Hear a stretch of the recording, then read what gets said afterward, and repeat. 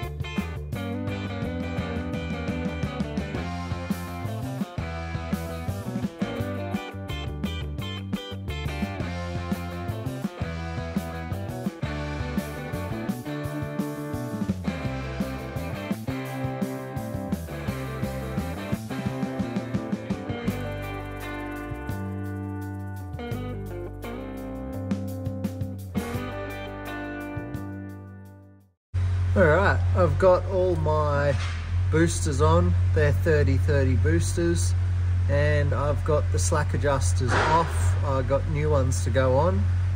I think someone's put S-cams in this before at some point. They're obviously pretty good. There's no play in them. I've got my new 10 spline slack adjusters. These have a 5.5 inch and 6.5 inch hole spacing, so all I have to do is put that on there, and then I adjust that round to line up with the booster here, and put a washer on there and the circlip on there to hold it all on. The washers are just like shims. You can put as many as needed to make sure that you don't have end float.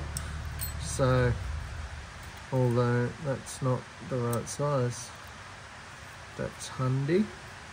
Alright, anyway, scrap that. That doesn't fit that. I'll put this on anyway and just see how much end float we got.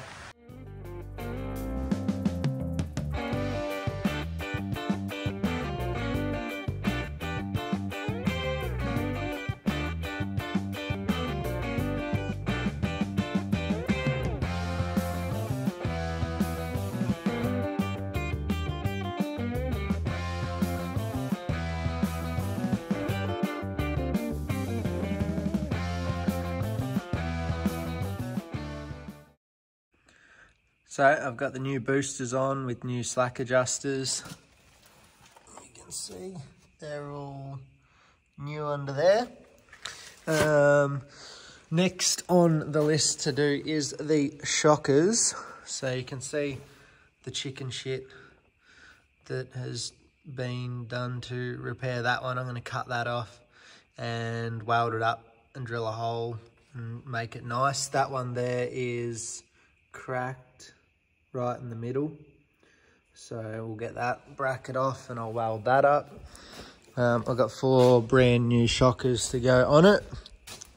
I think the back ones are reasonably, that one might be cracked too, can't really see, and that one looks all right. The bottom mounts on a couple of them will need some attention, so I will fix those under there, and then I'll put the 4 new shockers on. And I'll put the old brake hoses back in the boosters just so that I don't sandblast the new hoses, which I've got over here in my little pallet of parts. I've got some new elbows there, and I've got 3 new hoses. The rest are on order and will be here soon, but that's the plan. So yeah, I fixed the shocker brackets. I'll probably put the shockers on. They can get painted the same colour as the chassis. I don't really want white shockers under there. And then I've got the manual on Air Glide 100 to do my own wheel alignment. So it saves me driving it into town and having to get it all up to scratch driving into town. I can get the wheel alignment done. I discovered that, I think you'll be able to see, whoever did these stabilizer bar bushes didn't put the spacers back in there on any of them. There's 2 washers on the back of all of them, so I'm not sure if they just pulled it apart, had washers left over and thought, oh, we'll stick them all on the back side. But yeah, that stabilizer bar is basically touching the axle hanger there. So yeah, that they're meant to be spaced out. They should have minimum 1 washer and then however much thickness to get the axles in the right spot. So that's why she crap walks down the road so bad, because it literally is just set up with no spacers at all. So yeah, I can do that just with tape measure and straight edge and a little bit of stuffing around. So I'll do that, and then once that's done, I can sandblast and paint the whole rear end up to where I painted the front, and re-hose this whole rear end. Like, that's super stiff. That would just snap if anything hit it or moved it. So re-hose the whole rear end. And yeah, I feel like I'm making a little bit of progress. I'm only doing an hour here or there when I have time at the end of the day, because I'm still busy at the moment. But yeah, I'll keep you posted. We'll show you fixing this shocker bracket and doing a bit more. So yeah, we'll get back into it.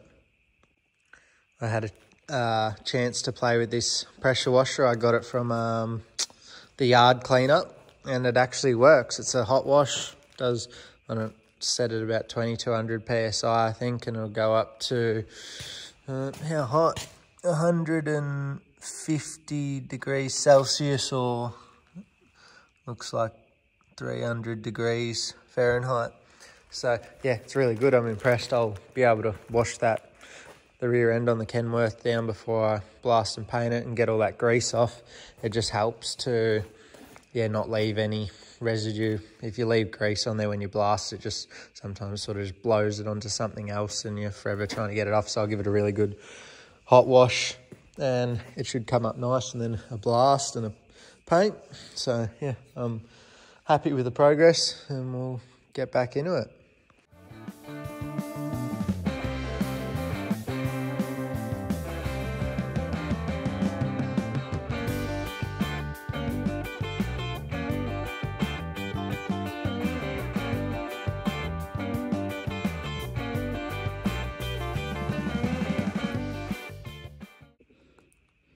Got the bracket off. Don't know what it was welded with, but it's a little bit bubble gummy. So I'm going to fix it.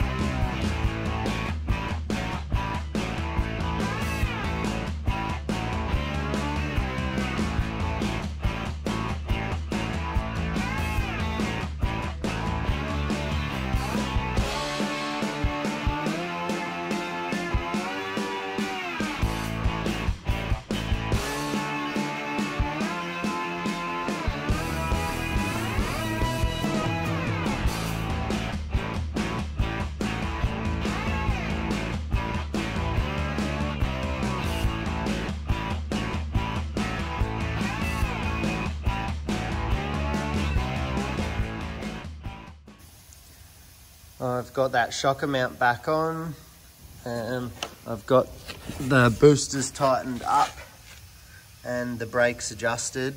I've left the old air lines on here for now so I don't damage the new ones with the sandblaster, but all the brakes are there ready to go, and I've just got to decide if I'm going to put these shockers on or not.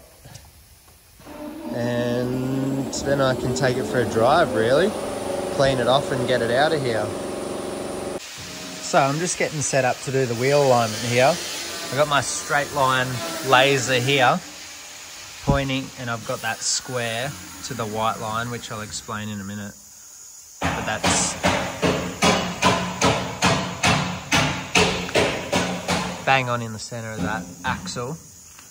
And then I had this over along the chassis here, and I had a square off the side of the chassis to the line, and then I painted a white line on both sides, and then I put it on in the center of the axle on the other side. So I got a white line there too. So and then basically from there I can measure from this line to the center of the axle and determine what the difference is between that side and the left hand side over there.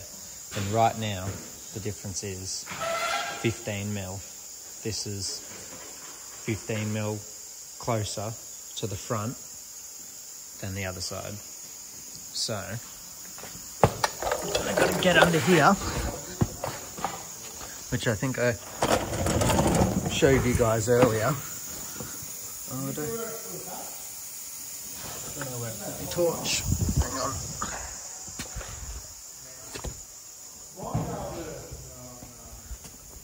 Need my torch so I can show you.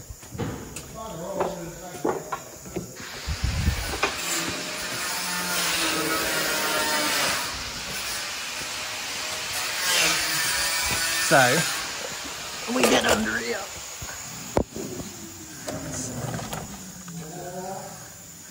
So someone on all of these bushes for the control torque rod stabilizer bars down here has put both washers on the backside of the bush, and as you can see, that bush is basically touching the axle mount down there. So what we're going to do is put one washer on the backside of this stabilizer bar on all of them, and then add an extra one to try and bring it up to that 15 mil on one side.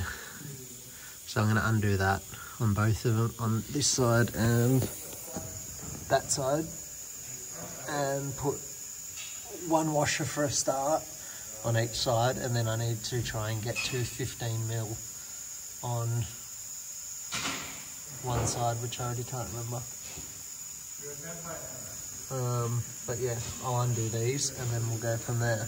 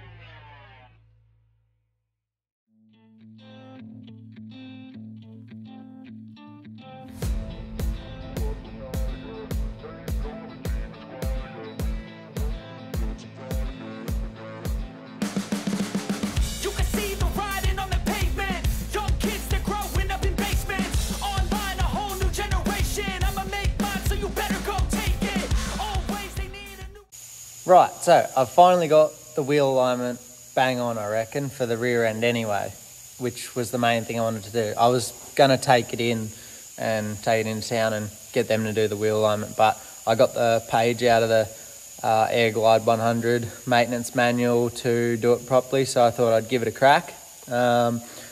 Probably spend about half a day getting it right, just trying to get all the bolts undone and everything, but I think I've got it. So I'll show you how I went through it, and I'll put up the page of the instructions. It's not many steps. It's pretty straightforward, really. So I'll show you how I did it. I've got one of these straight line laser levels. It just puts out a laser, vertical and horizontal, but only needed the vertical line. So where that white line is painted on the ground, that's perfectly square with the chassis rail. I just had this big square here. I'll show you roughly what I did. I'll just get it in the right spot.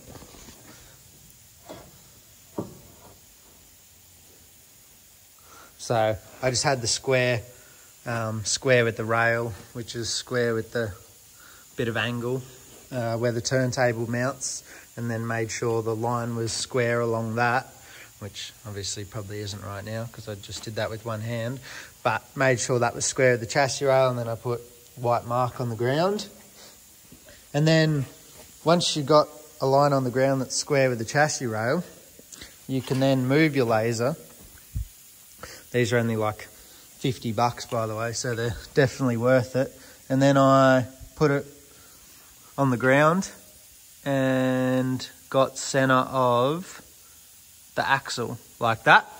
And then I measure from that line there to the laser in 2 spots to make sure that that laser is parallel with the axle. And that's how I get that measurement there, 655. And then I go over the other side and do the same thing from the other white line, which is on the ground over there. And yeah, make sure it's the same side to side. And then I move it towards the back one and get that in the center basically. And then I measure from that laser line back to the front line and make sure that that's the same as the other side. So obviously I'm 1975 mil from that front line to the center of the axle, and I'm 655 mil from that front line to the center of the axle. And that's the same on both sides. And all you do to adjust it is whichever way the axle needs to go, whether that be forwards or backwards, is put in some shims, which I've just got washers stacked in there to get the right, to figure out what I needed. And then I'll undo that, pull them out, measure them, and I'll do one solid spacer, which I'll show you. I haven't done one yet, but I've found some. So you can see how different the gap is between that there and this one. So obviously this axle is a lot further back, and you can see because they never had washers in between the bush at all, you can see where that arm has been rubbing on the mount there. So it should have some washers in there to begin with, just one usually, which I've got one in there, just enough to give it a slight amount of clearance. Oh yeah, you can see there. So I've got a bit of clearance there now, and I'm happy with how it all looks. So I'll also put up the part numbers for Kenworth's spacers. They have various increments from 1/16 of an inch to 1 inch. Because if you don't have a lathe, obviously, you'll have to buy them from somewhere. I found these already made for some other job, can't remember what, but they're in the shed. I've got a couple of those. I need 4. but they're exactly the same size as a washer, but obviously too thick. So if I can find 2 more of those, I'll turn them down. If not, I might just ring up and get them from Kenworth if they have the right size. I want to do it in one solid spacer without having a stack of washers in there, just because it looks better. Not that anyone's ever going to see it, but yeah, I just like it to be one solid spacer. So I'll get under there with a vernier and I'll just measure what thickness I need for the front and the back. So basically I've got spacers on that one down there and that one over there. Originally, when I drove the truck to the show for the first drive, the left-hand side was hanging out to the left. So both axles were, the front side, the right-hand side was further forward, closer to the truck, pointing the back axles towards the left-hand side. So what I've done by putting bushes in that side, it's pushed the first axle forwards, and what I've done here by putting bushes in this side, it's pushed the rear axle back that way, and yeah, now that should be tracking straight hopefully, but I won't know till I drive it. So sorry about the compressor just kicked on because I got airline to keep the airbags pumped up and the brakes off, because obviously you want the brakes off when you do it so that it's in a sort of a rolling position. You don't want it with the airbags down or the brakes on, because that's not how you drive along. So I'll measure those and I'll decide if I'm going to make some up, but that's a big step done there. If it's right, then I'll take it for a drive to confirm, and then we can go on to the next part of this whole process. Decentralized, can't contain it. We're changing lives, yeah, upgrading. Call it suicide of the older generation. What keeps you up at night, yeah? Make all the demons quiet, yeah. We were built to thrive, yeah. I think that we've all had enough. What keeps you up at night, yeah? Make all the demons quiet, yeah. We were built to thrive, yeah. I think that we've all had enough. Yeah, I think that we've all had enough. Sick of dealing with the old plan. They know that we're calling it wrong. You got me like, oh yeah, I think that we've all had enough. Sick of dealing with the old plan. They know that we're calling it wrong. Hey, it's too late to try to go contain it. A generation fueled by creation. We live lives on a small screen nation. We control the airwaves, no negotiation. I refuse to think we need saving. Something good will come from creation. And when we think that the world is too anxious, we'll adapt, evolve, survive, and save it. I didn't record it, but I got all the bushes in and the rear end all back together, and I hooked up the stop solenoid, and that's what I'm trying here. So it now turns off with the key, and I don't have to pull the wire that I ran into the cab to actually stop it. So that all works how it should now.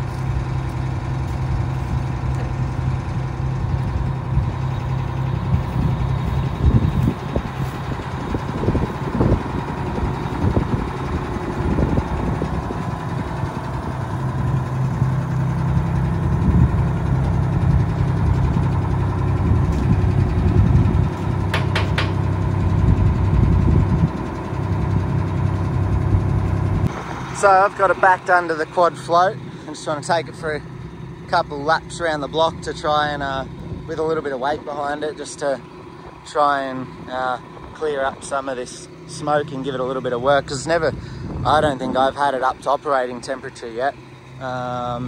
Just driving it around here, so I thought a little bit of weight. I could also put something on the float and that would help. Just check the pin went in. Yeah. Looks like it's in.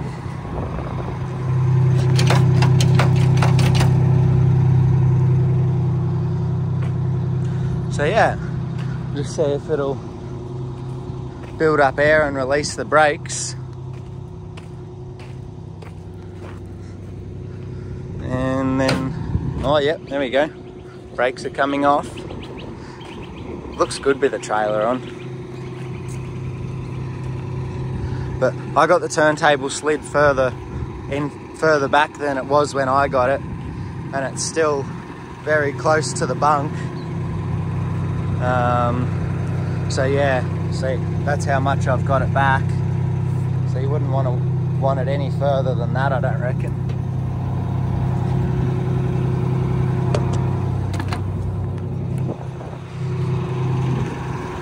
We'll see if it'll move.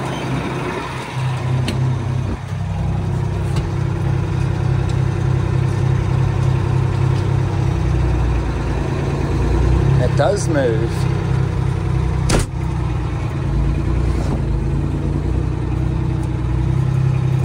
I better wait for Dad actually to see if, so he can watch it and make sure I don't tear my bunk wings off. Well, I shouldn't.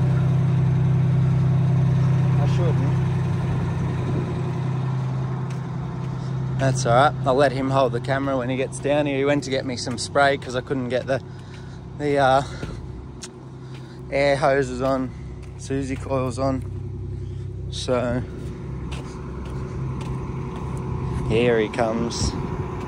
Doesn't want to be in the video. He's hiding.